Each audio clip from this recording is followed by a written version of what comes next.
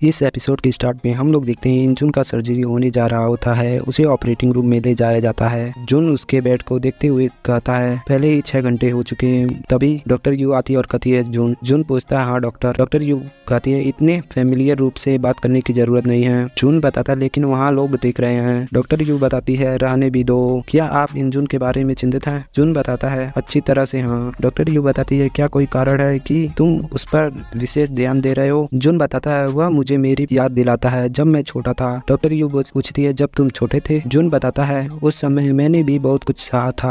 मेरे पिता की मृत्यु के बाद मुझे पता चला कि मेरी माँ अपने आप से कितना संघर्ष कर रही थी। इसलिए जब भी मुझे दर्द होता था तो मैं कुछ नहीं कहा और बस सह लिया। इंजुन जैसा छोटा सा बच्चा अपनी माँ के सामने भी यही कर रहा था। काफी दर्दनाक शॉट लेने के बाद भी उन्होंने कहा कि उन्हें चोट नहीं लगी। डॉक्टर यू उसे देखती है और फिर उसे धक्का देते हुए कहती है इस समय तुम्हें मदद करने की कोई जरूरत नहीं। एक पल के लिए बाहर जाओ और थोड़ा ब्रेक लो। जुन बताता नहीं मैं ठीक हूँ, मैं कर सकता हूँ। डॉक्टर यू बताती है यदि तुम ऐसे चिंतित चेहरे के साथ काम करोगे तो बच्चे सीधे तुम्हें देखेंगे। इंजुन की सर्जरी पूरी होते ही मैं तुमको बता दूंगी, इसलिए ज्यादा मत चिंता लो। जुन वहाँ से बाहर आ जाता है। तभी वह देखता है इंजुन की माँ और उसके पापा को। फिर ऑपरेटिंग रूम का दरवाजा खुलता है। इंजुन की माँ उन्हें देखती है। वह डॉक्टर बाहर आता है और इंजुन की माँ से कुछ बताने लगता है। जुन उन्हें देख रहा होता है। इंजुन की माँ अपने मुंह पर हाथ रखती है। फिर वह खुशी के मारे रोने लगती है, जिसे देखकर जुन भी थोड़ा खुश हो जाता है। जुन बताता है अपनी सर्जरी पूरा करने के बाद इंजुन को विशेष देखभाल दी गई और वह वापस PICU में वापस आ गया। जुन उसके पास जाता है और उसके सर पर हाथ रखता है। इंजुन बताता है जुन बताता है कहीं चोट लगी है? इंजुन बताता है मुझे लगता है कि मैं ठीक हूँ। जुन बताता है आप वहाँ सचमुच बहुत अच्छे से रुके। इंजुन बताता है मैं क्या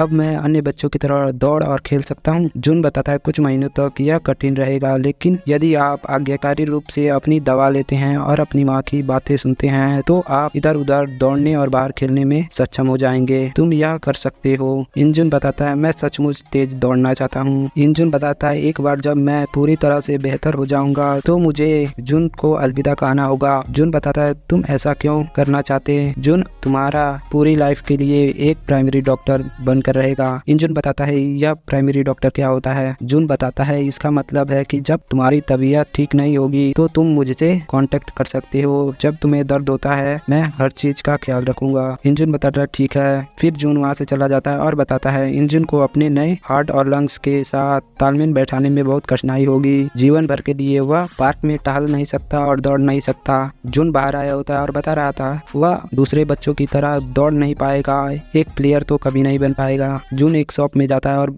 बताता है लेकिन जब तक वह जीवित रह सकता है बस काफी है। फिर वह वहाँ से कुछ चीजें खरीद लेता है और कहता है हाँ बस यह काफी है। फिर जुन हॉस्पिटल में आ जाता है और कुछ देखकर उसका सामान गिर जाता है और वह काफी शॉक हो जाता है।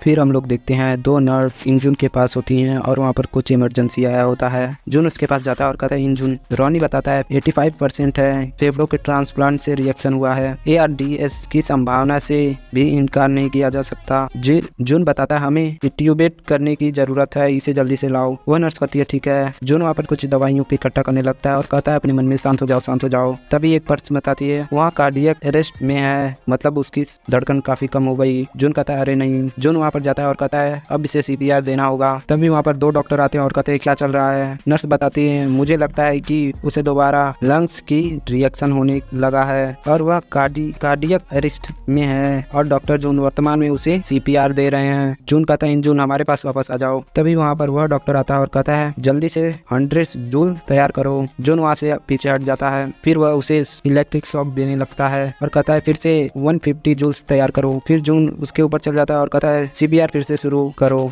जून उसे CPR देने लगता है और कहता है रोनी क्या कोई रास्ता नहीं है? रोनी बताता है तुम ECMO का यूज कर जीवित रहने का परसेंटेज बढ़ा सकते हो। रोनी बताता है यह देखते हुए कि कार्डियक अरेस्ट के दौरान जीवित रहने की दर 20% है और फेफड़ों की सहायता करने में जीवित रहने की दर 40% है। हालांकि मरीज की तरह जटिल मामलों की संख्या कम होने के कारण मैं सटीक गणना नहीं कर सकता। जून सोचता है आप इसकी गणना नहीं कर सकते, फिर भी ठीक है। है ECMO डिवाइस कहाँ है। रॉनी बताता है ECMO एक PSO में यह डिवाइस नहीं है, अडल्ट ICU में स्थापित है। फिर जॉन मतलब वॉइस डायरेक्टर की कई बातों को याद करने लगता है और वहाँ पर रुक जाता है। तभी उसके पीछे का डॉक्टर कहता है क्या तुम मुझे सुन नहीं सकते, मैंने कहा हूँ उसे छोड़ो। जॉन बताता है मैं एक इंटर्न हूँ, मैं CPR करना जारी रखूंगा, कोई प्लीज एक ECMO ढूंढो। वह डॉक्टर बताता है तुम क्या कर रहे हो। फिर वह डॉक्टर उसे नीचे ढकेल देता है और कहता है बकवास करना बंद करो और यहाँ से चले जाओ। वह डॉक्टर बताता है हम बाकी सब चीजों का ध्यान रखेंगे, इसलिए दूर रहो, तुम रास्ते में हो। रॉनी बताता है मरीज की जीवन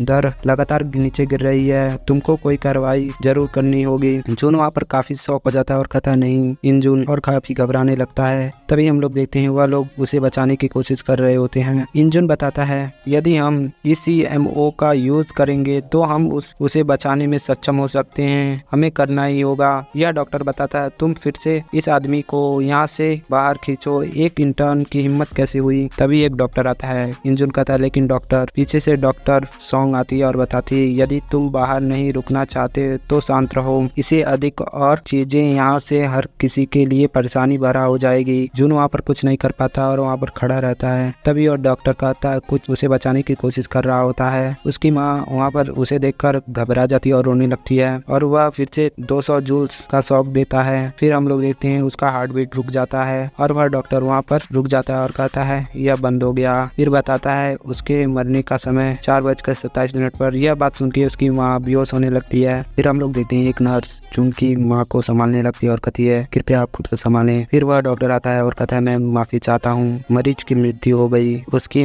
वहाँ से जाने लगती है। जून उसे रोकने की कोशिश करता है। तभी डॉक्टर यू आती है और बताती है जून वहाँ पर अपने दांत को पीसता है और वहाँ से जाने लगता है। डॉक्टर यू उसके पीछे भागती है और कहती है जून तुम कहाँ जा रहे हो। जून छत पर आ जाता है और तभी रॉनी कहता है मुझे तुम्हारी भावनाओं में अचानक परिवर्तन महसूस हो रहा है, क्या मुझे तुम्हारी भावनाओं को शांत करना चाहिए। जून लेकिन जून कोई उत्तर नहीं देता और वहाँ पर बैठ जाता है और वहाँ पर कहता है मुझे माफ करना इंजून, क्योंकि मैं झिझक रहा था, तुम मर गए। जून वहाँ पर तेजी से चिल्लाता है और कहता है मैंने तुम्हें मरने दिया, काश मैं वहाँ पर झिझकता नहीं। तभी हम लोग एक एमरेला को गिरते हुए देखते हैं और वहाँ पर डॉक्टर यू आती है और उसे पीछे से पकड़ लेती है और कहती है रुको। डॉक्टर यू बताती है अपनी ओर से तुमने जो बन पड़ा हुआ किया, मुझे यकीन है यूनजिन भी यह जानता है। जून वहाँ पर कुछ नहीं बोलता और शांति से बैठा रहता है। डॉक्टर यू बताती है उन्होंने अभी तक उसे अलविदा नहीं किया है।